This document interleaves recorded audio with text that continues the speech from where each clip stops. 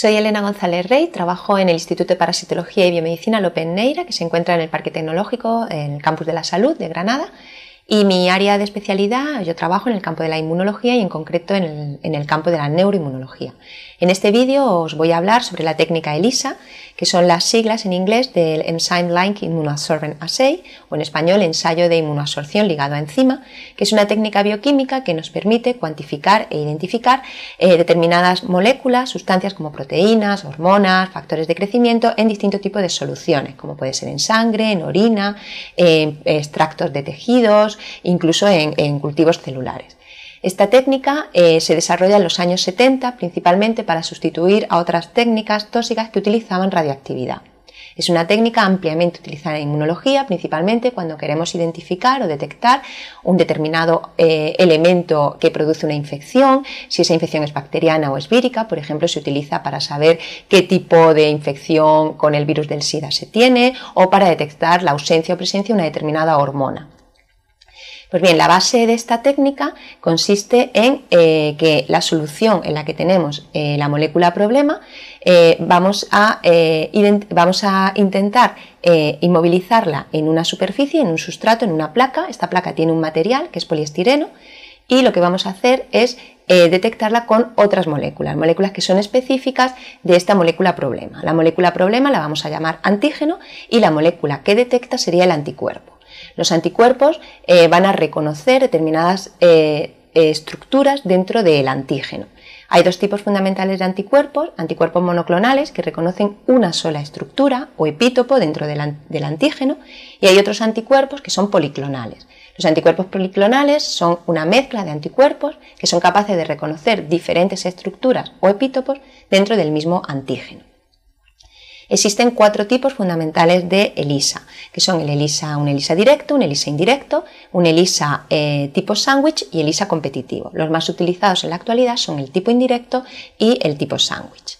En el ELISA directo lo que hacemos es esta placa de poliestireno la cubrimos con la solución del antígeno y utilizamos el anticuerpo para detectar el antígeno. Normalmente los anticuerpos van a ir unidos a unas enzimas porque es una reacción enzimática y posteriormente le vamos a añadir un sustrato que tiene un color. Cuando la enzima reacciona con el sustrato, el color cambia, el color del sustrato, y nos da un color diferente que puede ser detectado mediante una determinada longitud de onda por un aparato que es el espectrofotómetro. Cuanto más intensidad de color tenemos, significa que tenemos más antígeno en la muestra. Y lo que hacemos es, utilizando una curva patrón estándar en la cual tenemos cantidades conocidas de nuestro antígeno, saber a través del color qué cantidad tendríamos de antígeno en nuestra muestra.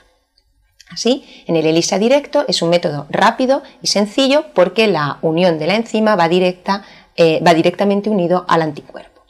En el ensayo indirecto, de nuevo, en la placa utilizaremos la solución para cubrir los distintos pocillos con nuestra mezcla de antígenos. Y utilizaremos un primer anticuerpo que va a detectar el antígeno de manera específica y un segundo anticuerpo que es el que lleva la enzima. Este segundo anticuerpo se unirá al primer anticuerpo, va a reconocer al primer anticuerpo, no al antígeno.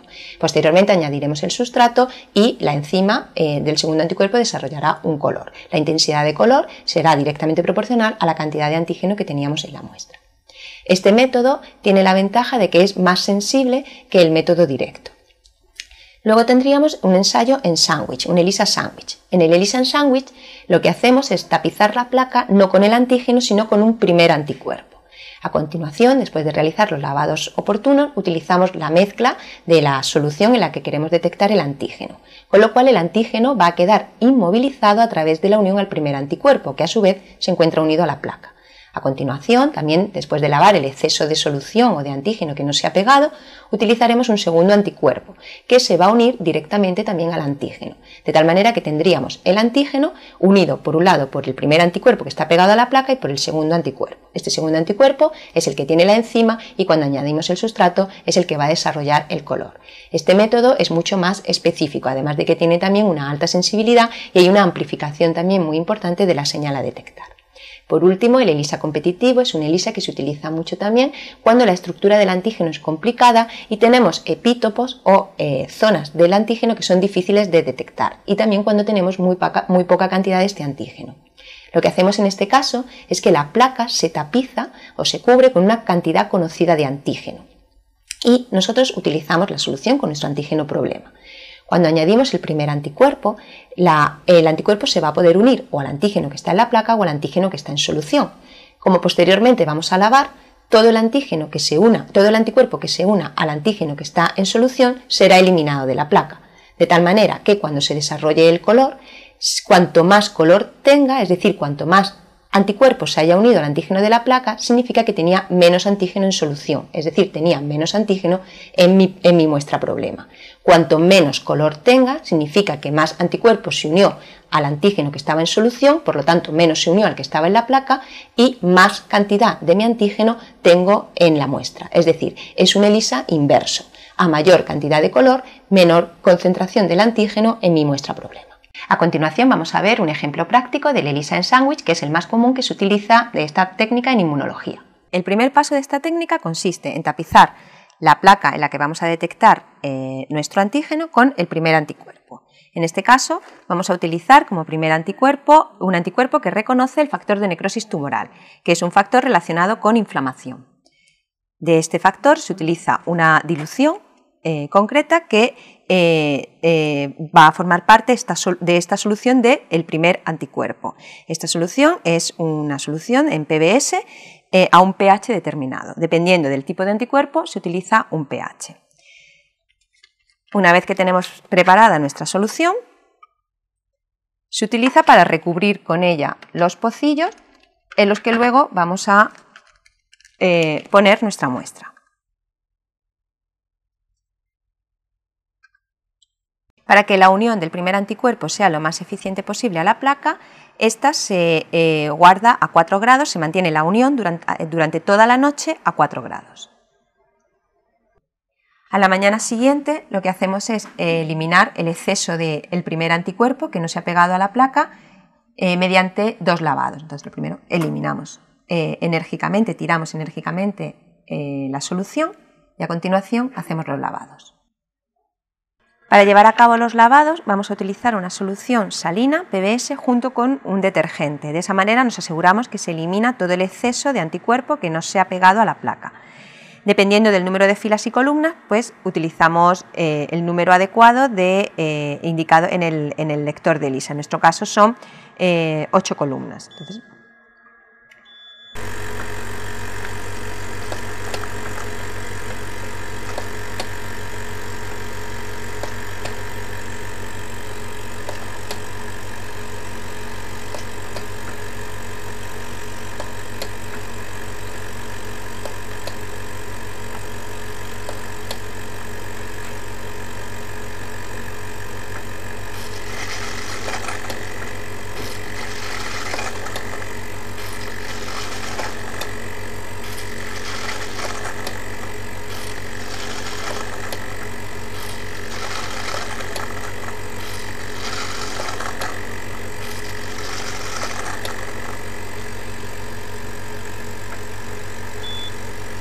después de realizar los 2 lavados para eliminar el exceso del anticuerpo primario, eliminaremos el exceso de solución de lavado y procederemos a añadir la solución de bloqueo. Con la solución de bloqueo lo que vamos a hacer es tapizar aquellos sitios en los que el primer anticuerpo no se ha llegado a unir para evitar que cuando echemos nuestra muestra pueda haber uniones inespecíficas.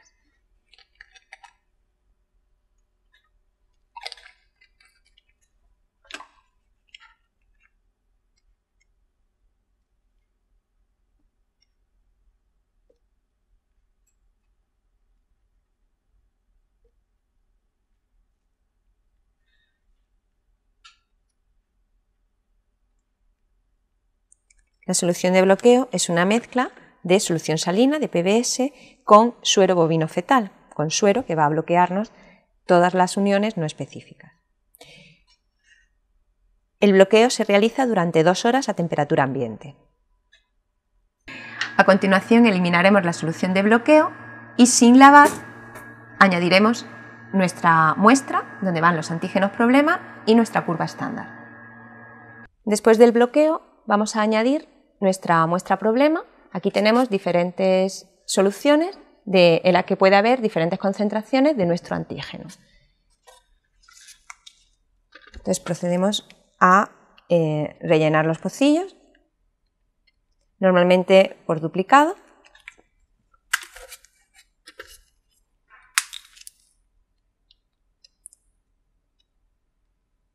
Y el antígeno que está presente en nuestra muestra se unirá de manera específica al anticuerpo que estaba previamente pegado a la placa.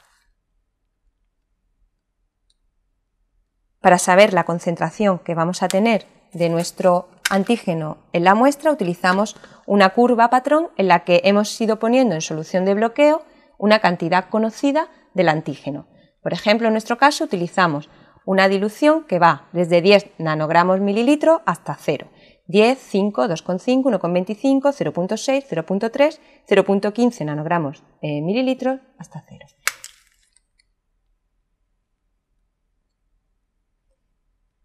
Con la que también vamos rellenando la placa por duplicado.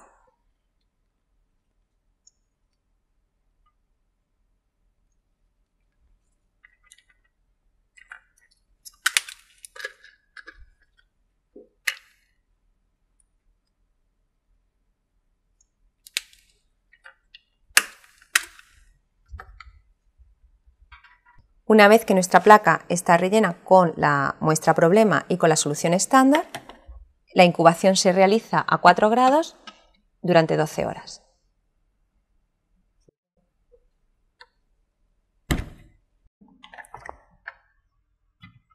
Después de la incubación, a la mañana siguiente, tiraremos el exceso de muestra que no se ha unido al primer anticuerpo, que no se ha unido a la placa, y lavaremos durante 4 veces.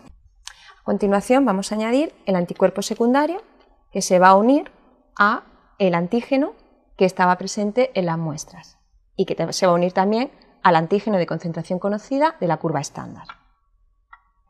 La incubación con el anticuerpo secundario se realiza durante 1 hora a temperatura ambiente.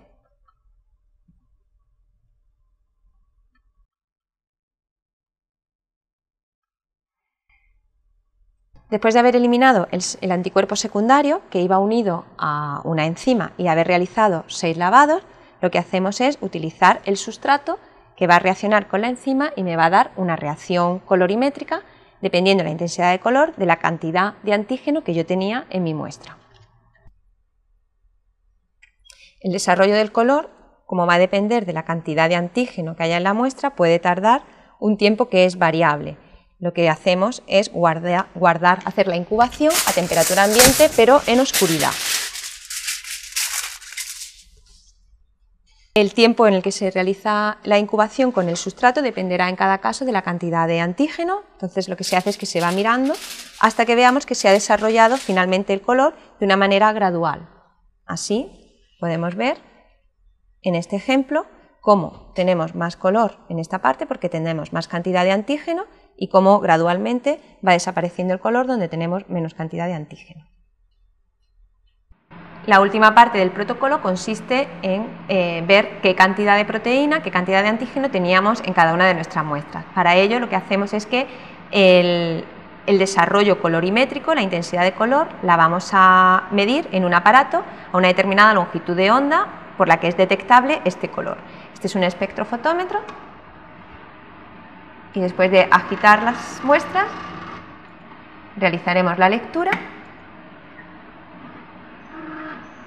y tras unos segundos nos aparecerán los valores en este cuadro. Los resultados numéricos que obtenemos después de la lectura del espectrofotómetro lo que nos indican son medidas de absorbancia o densidad óptica que están relacionadas directamente con la intensidad de color. A mayor color, mayor valor de densidad óptica. A menor intensidad de color, menor valor de intensidad óptica, que nos estará indicando menor concentración de antígeno en nuestra muestra. Una vez tenemos estos valores, lo que hacemos es generar nuestra curva estándar, en la cual sabíamos las concentraciones, teníamos concentraciones conocidas de nuestro antígeno y podemos saber a cada concentración de antígeno la densidad óptica que le corresponde. Una vez tengamos nuestra gráfica, podremos extrapolar los valores de absorbancia de nuestra muestra problema y conocer así el valor de concentración que le corresponde a cada punto.